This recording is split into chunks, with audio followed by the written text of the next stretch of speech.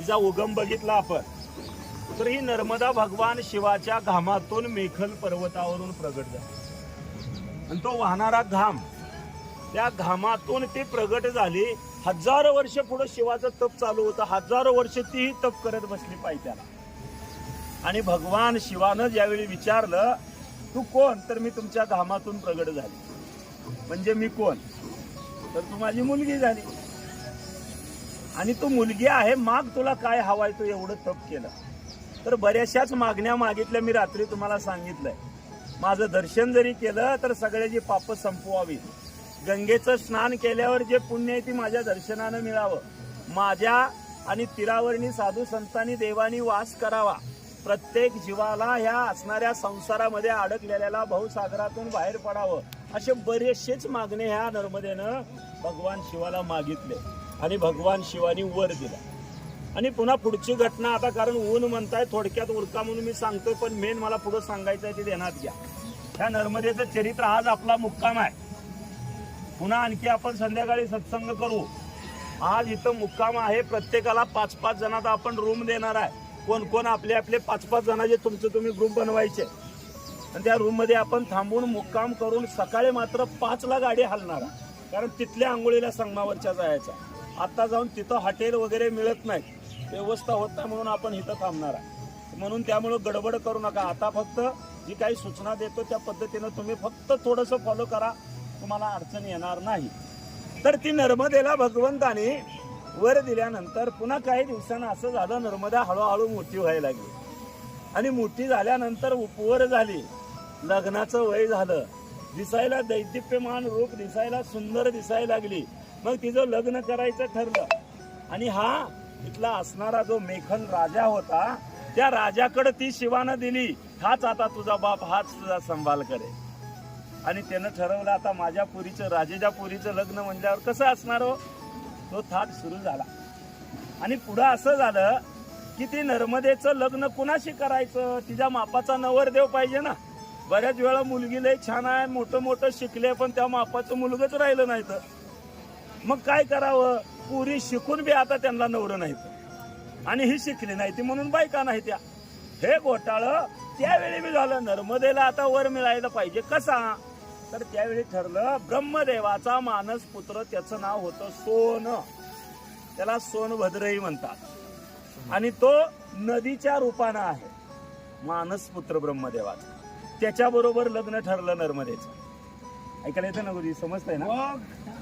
तर त्या सोनभद्राबरोबर लग्न ठरल्यानंतर पुढं असं झालं, आता लग्नाची तयारी झाली.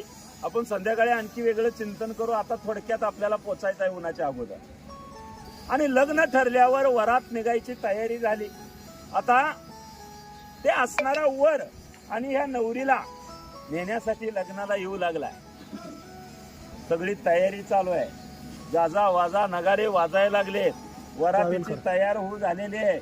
सगळी तयारी असताना मात्र असं झालं की जे आताच्या लग्नामध्ये होतंय, नवरदेव मांडवात आणि नवरी मेकअपच्या रूम मध्ये.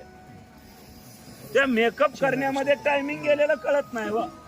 आणि ते टायमिंग जातं आणि म्हणून काय होतं, वेळेवर लग्न लागत नाही. वेळेवर नाही लग्न लागलं का त्या दोन जीवाला एक होणाऱ्याला आयुष्यभर त्याचा त्रास भोगावा लागतो. कारण वेळेत लग्न न झाल्यामुळं. कारण वेळ घटिका ठरवलेली कशासाठी असते, त्या वेळेवर जर वर अक्षता पडल्या तर त्याच्यातून त्या जीवाचं पुढचं कल्याण व्हावं म्हणून त्या पंचांगानं त्या वेळ दिलेल्या आहे. मग ह्या नर्मदेचंही तसंच झालं बरं का. वेळ ठरलेली आहे, वेळेला नवरदेवाची वरात येऊ लागलेली आहे, पण ही मेकअपच करत बसली. काय तो श्रंगार आणि किती नटावं कळत नाही आता. आणि ते मेकअप करण्यामध्ये ते गुंतली, बाहेर वाजायला लागले, नवरदेव येऊ लागलाय, काय करावं. मग त्यावेळी अजून पुढं असं झालं, त्या सोनाबरोबर लग्न ठरवताना त्या मेखल राजाने एक प्रण राखला होता की जो कोणी गुल बकावलीचं फुल घेऊन येईल आणि माझ्या मुलीच्या डोक्यामध्ये घालेल त्यालाच माझी मुलगी देणार. आणि ते गुल बकावलीचं फूल त्या सोनभद्रानं आणलं होतं बरं का. आणि ते सोनभद्र त्यात विजयी झाल्यामुळं ती मेक असणारी नर्मदा त्याला द्यायचं ठरलं होतं. पण आता खरं पाहता जिंकला वरानं, त्यामुळं नवरी झाली, पण लग्न लागायचं बाकी आहे, मेकअप रूम मध्ये राहिली. आणि ते वाजायला लागल्यावर पुन्हा तिची एक मैत्रीण होती, तिचं नाव होतं जोहला, आणि ती मैत्रीण तिच्या जवळ होती.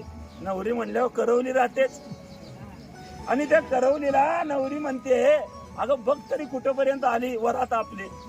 मग ती म्हणली, अगं मी फाटकी अशी गरीब बिचारी, तू इतकी मोठी राजाची पोरगी, तुझ्या लग्नातली मी करवली, मी त्यांच्या पुढे जर असे फाटक्या कपड्याने गेल्यावर काय वाटेल, नवरी कसली असेल म्हणतेली. मग असं करते, माझी कपडे घाल, माझी कपडे घाल आणि नटून पटदिशी जा, पण तोपर्यंत माझी मेकअप पूर्ण होतो. तेव्हापासून मेकअप भाऊले बर का देण्यात असू दे. आणि मेकअप नर्मदा करते, त्या जोहलेनं श्रंगार केला. ती कसं असतं, गरीबाचं लेकरू लय देखणं असतं, पण वज नसती म्हणून ती हेकणं दिसतं. श्रीमंताचं दिसायला नीट